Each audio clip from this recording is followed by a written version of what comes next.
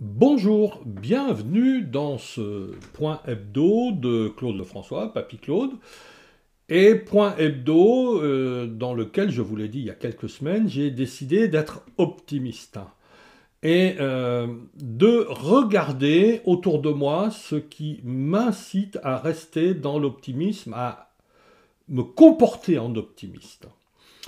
Alors, soyons clairs, hein, je suis comme tout le monde, je vois bien que tout n'est pas facile, tout n'est pas simple, et qu'il y a même beaucoup de choses qui ne vont pas. Donc, je pourrais aussi être dans la mouvance des pessimistes, des défaitistes. Et je crois que ce serait beaucoup plus facile. Mais il ne faut pas lâcher l'affaire. Tant qu'il y a de la vie, il y a de l'espoir, dit-on. Et moi, de la vie, j'en ai beaucoup autour de moi, et de l'espoir, plus encore.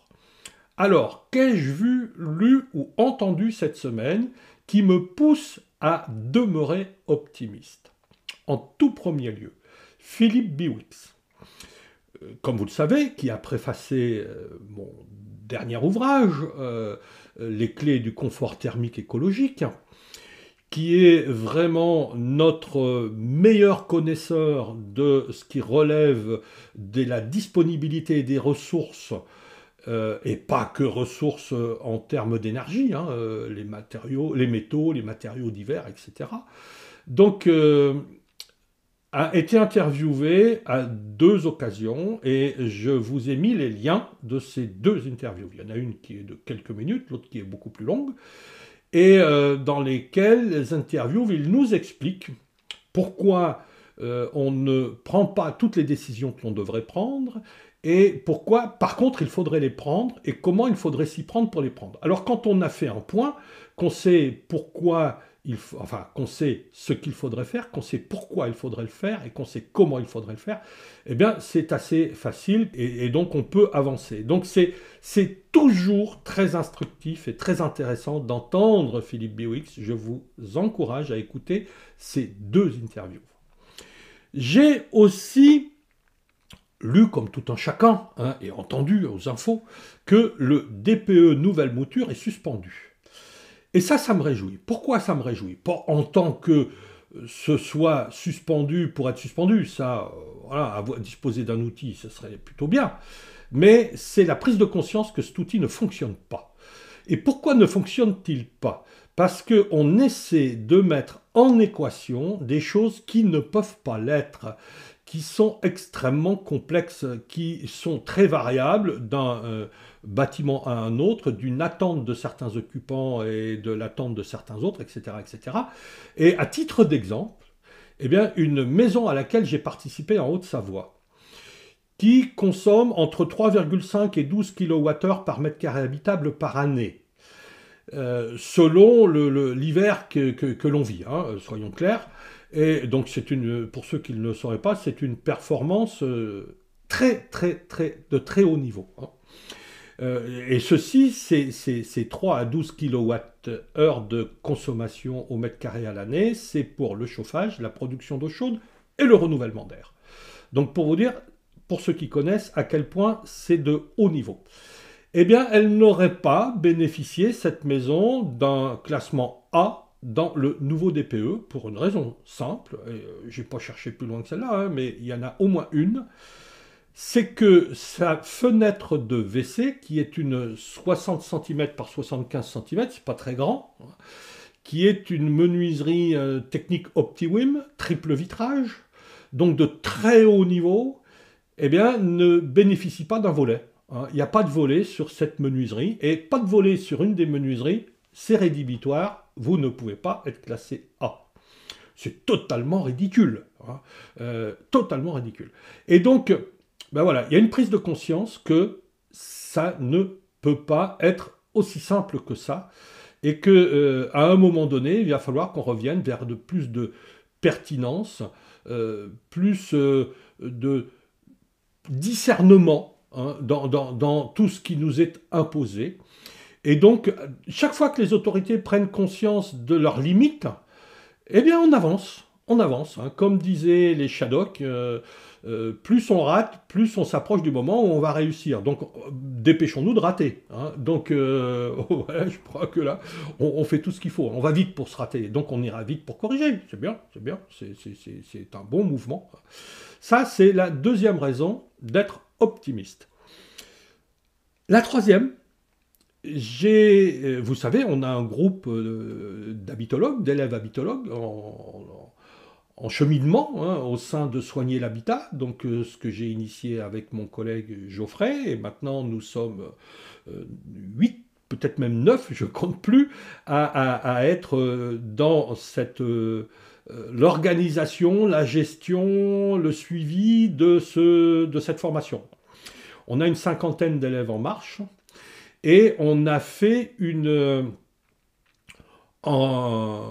visioconférence, enfin pas une visioconférence, je ne sais plus comment on appelle, bref, une réunion, hein, style Zoom, bon, on l'a fait avec un autre outil, c'est pas grave, c'est pas l'outil qui compte, c'est ce qu'on fait.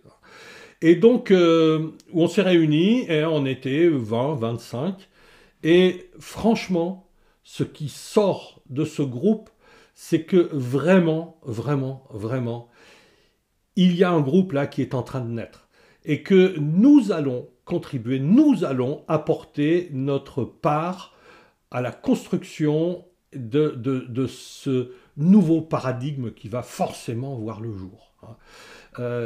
Et une autre réunion à laquelle j'ai participé, là physiquement, je m'y suis rendu, celle des habitologues c'était en distanciel, là j'étais hier soir, jeudi 7 octobre donc à Lyon, en présentiel, à une réunion d'un groupe qui est une émanation régionale du mouvement de la frugalité heureuse qui a été initié par Dominique Gozin-Muller, Alain Bornarel et Philippe Madec, 3 personnes que nous n'avons plus besoin de présenter tellement ils sont connus. Et au cas où, je vous redonne leur nom, vous pourrez aller voir ce qu'ils sont, ce qu'ils ont fait. Ce qu'ils initient, c'est Dominique Gozin-Muller, c'est Alain Bornarel, c'est Philippe Madec, et le mouvement qu'ils ont lancé, c'est la frugalité heureuse. Il y a d'ailleurs un manifeste que vous pouvez signer, nous sommes déjà plus de 12 000 à l'avoir signé, ce qui n'est pas rien. Et donc, il y avait à cette réunion à Lyon, hier soir, 70 personnes, plus de 70 personnes qui étaient là. Un soir de match de l'équipe de France, c'est un beau score. Et donc, lire des rapports de réunion sans y avoir participé, déjà, ça encourage. Ça voit ce qui se passe, ce qui se fait. Mais être là, dans la mouvance, dans l'instant de ce qui se vit, et au milieu de ces 70 personnes, majoritairement des jeunes, mais pas que. La preuve, j'y étais. Et je n'étais pas le plus ancien. Hein.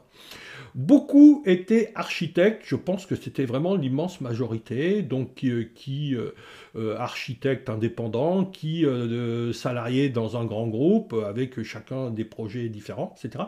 Mais tout ce qui est en train de se mettre en place, de démarrer avec cette mouvance, vraiment, c'est extraordinaire.